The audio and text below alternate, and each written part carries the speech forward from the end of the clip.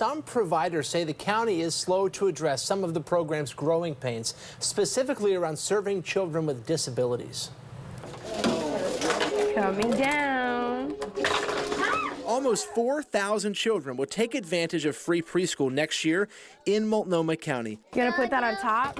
All thanks to a tax paid by individuals who make more than $125,000 a year and couples that make more than $200,000. The county recently highlighted the growth. This is a remarkable milestone, and it means that we will have quadrupled the number of children served since the program's inception in 2022.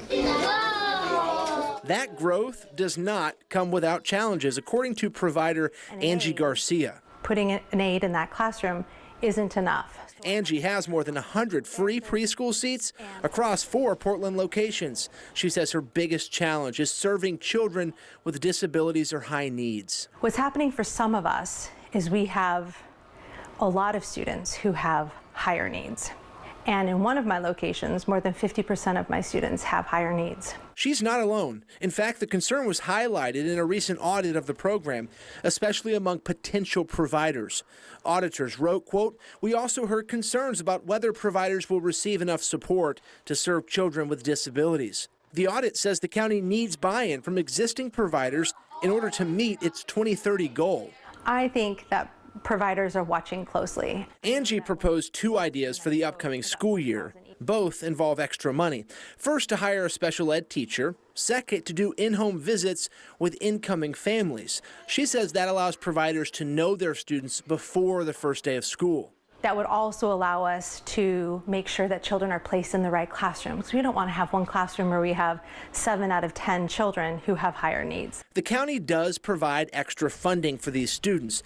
It's called inclusion funds. However, Angie says it's not enough in classes with more of these students. A county spokesperson says the program automatically gives inclusion funding to providers with 4 or more high-needs students.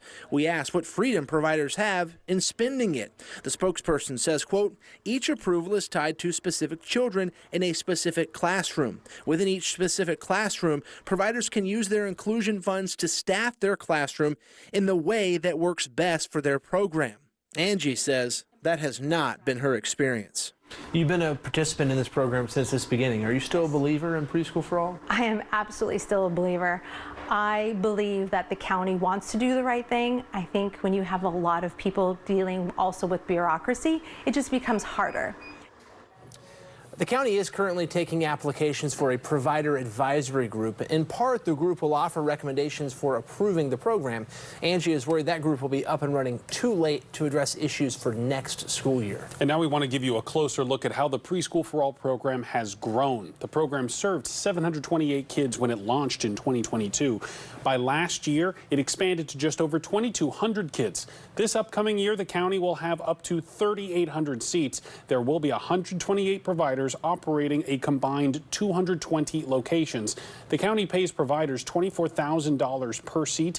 That's set to increase next year. And as we mentioned, Preschool for All aims for universal preschool in Multnomah County by 2030. A big reason the program grew so much is because so many new providers signed up. We sat down with the director late last year to talk about expansion. We talked about the challenges, the successes, and the message to providers who have not signed up. Leslie Barnes says the program will grow as quickly as it can as long as providers keep signing up.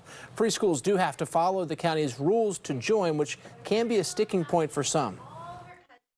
You have to decide, is your business model aligning to what we are? But I think we're hearing, for the most part, our providers are pretty happy with the way we're partnering with them.